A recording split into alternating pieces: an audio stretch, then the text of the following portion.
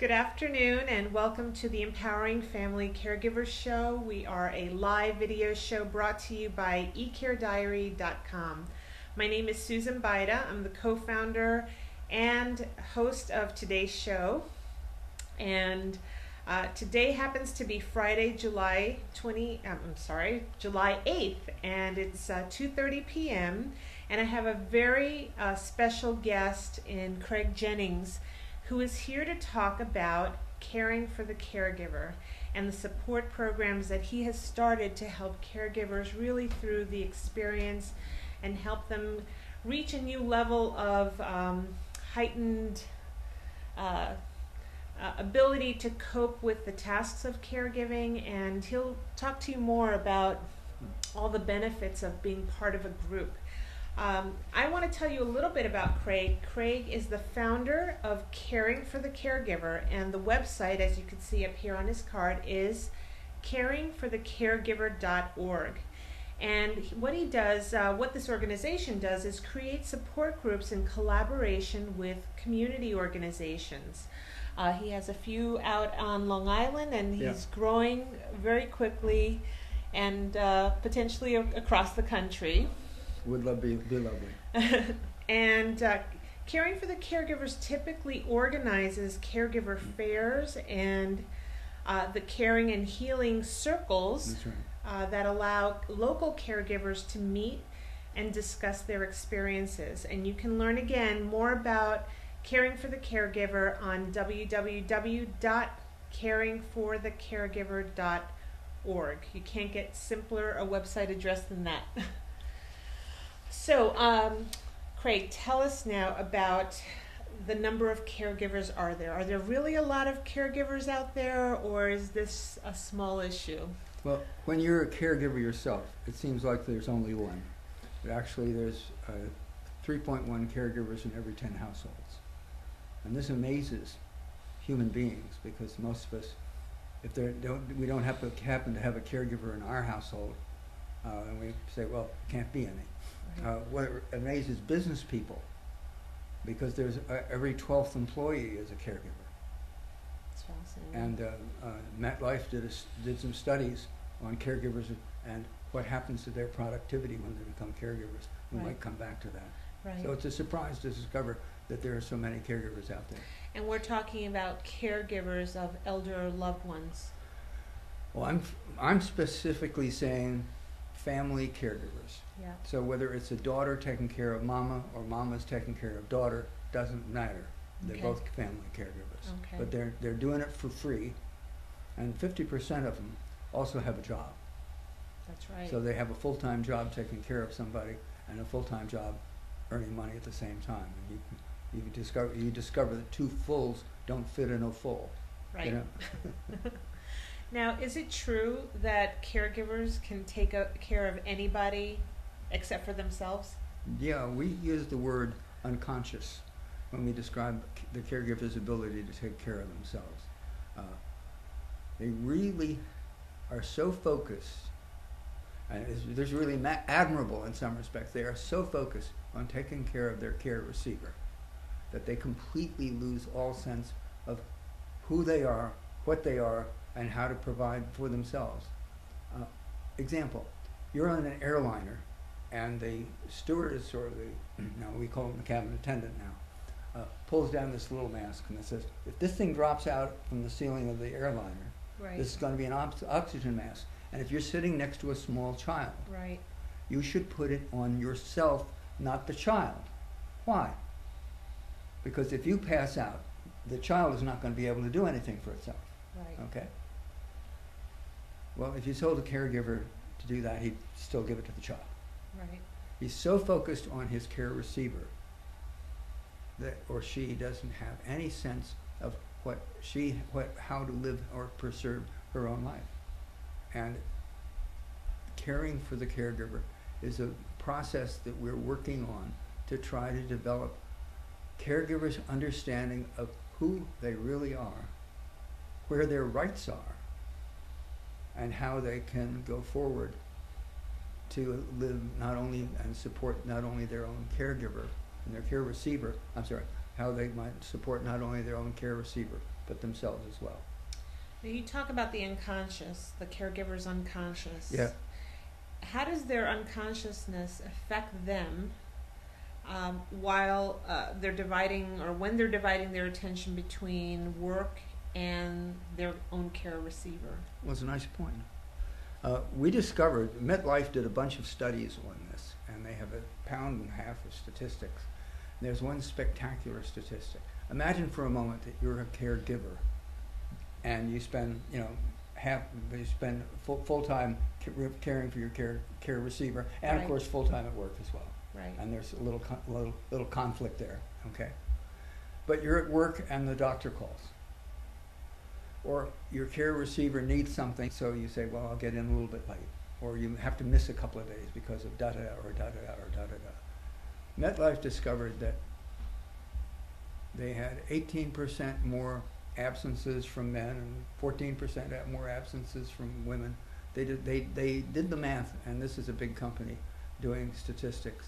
They did a math and they said it costs a company who has a care receiver $2,411 a year in lost productivity, and 1 out of 12 employees is a caregiver.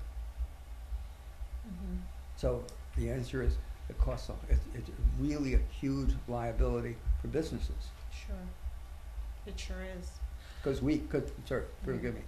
the caregiver insists his primary or her primary focus is their care receiver. The job comes second. You and I have both been there. I mean, I've been there. Yes, you have. You have to go into the office late. You have to leave early for a doctor's appointment. And you have Yeah. to. You don't Yeah. have the flexibility. Right. Exactly. That's what we meant by unconscious. That's right. So that's really compelling information. I want to now ask you about the caring for the caregiver fairs, and how does that help the caregiver? And tell us a little bit about the fairs themselves. It's really so exciting. The Caregivers Fairs, we've done a couple in Syosset. We do one in Smithtown this Saturday. Then we have coming up in, Oyster Bay and Medford and another town on Long Island before the end of the year. And by the end of the year, there'll be 5 places where this program is taking place. Great. And at the Caregivers Fair, we get 50 to 100 caregivers out, which is really a tremendous problem and an accomplishment.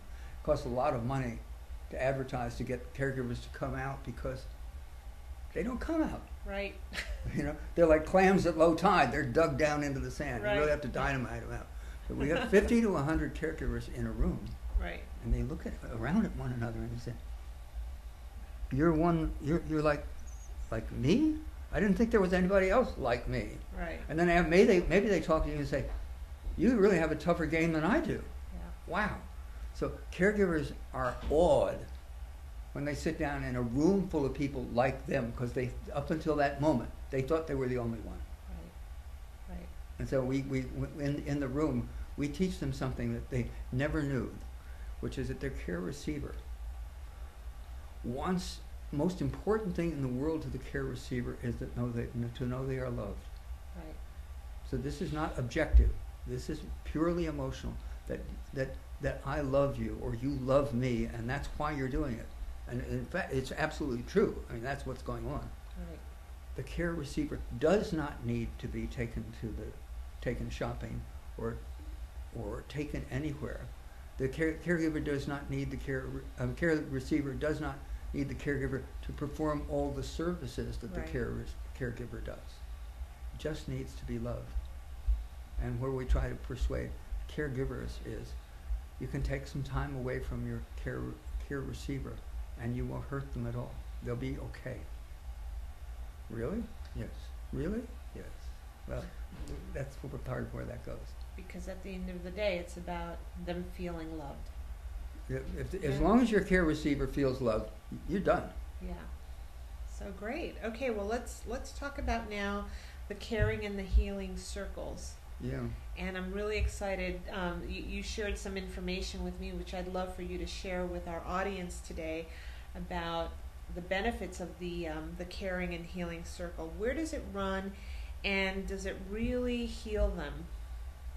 Well, the answer is yes and yes. First of all, it really runs in Syosset. It's been running Syosset for about 18 months. It's going to start in, it's to start this Saturday. Right. We're going to set up another caring circle in Smithtown the following Wednesday. Mm-hmm. Okay? And then we start in Oyster Bay in September, Massapequa in October, Right. Medford in December. Now, are the circles smaller than the fairs, and the fairs are... Yeah. Yeah. Yeah, the circle has 10, 12 people in it maximum. And there's a rule in the caring circle, which is that nobody is allowed in the circle who is not or hasn't been a caregiver. Right. We had a young newspaper editor come down, and we wouldn't let him sit in the circle. He was pretty annoyed, you know, so he had to sit out there. But he gave us a nice write-up anyway. But the important thing is, Yeah. caregivers in this circle talk to other people who understand what's going on. Yeah. And how long are they? And They run about an hour and a half. And how do you have a moderator there who knows how We to... have 2 facilitators. Oh, great. And the one facilitator, there's 2 kinds of caregivers. The ones that like to talk all the time and ones who don't want to talk at all. Right. And the facilitator has to get both of these guys to play ball. Right, right. And that really helps. And tell us now a little bit about the progress. I mean, I think that's what the big news here is, that you're really tracking the progress of the caregivers who participate in these circles, right? Yeah, we were very meticulous about recording what the point of view and the well-being of the persons in our group were. Right. And what we discovered was, first of all, how's my time? You're good. Okay.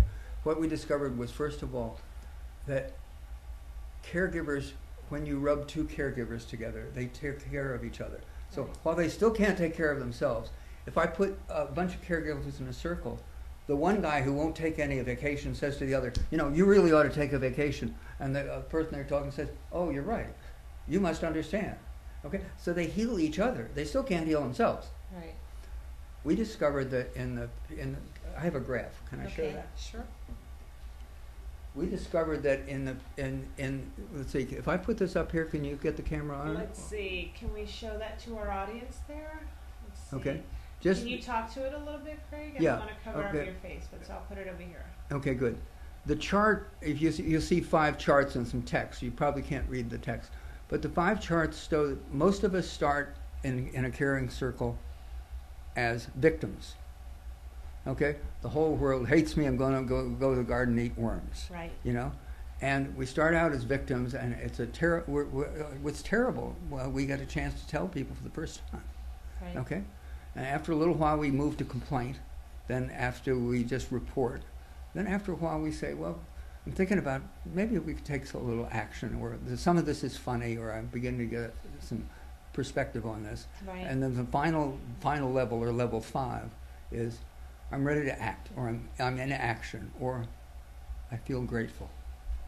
Now, we measured this very, very carefully.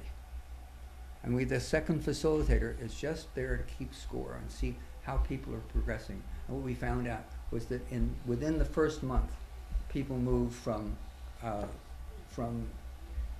being victims up 1 or 2 levels. And within 3 months, they moved up to level 4 or level 5. Right. This means they're coming to here not just to dump their pain, which was what we wanted to Right. have happen, but they're coming and they're getting healed, whether they needed it or not. Right. Craig, this is fascinating. We're out of time. I want to invite you back because there's so much progress that you're making. I think it's fascinating to see caregivers transition through the help of these support groups, and I want to thank you for coming and talking to us about caring for the caregiver. Thank you all for joining us today. Tune in next Friday. Take care.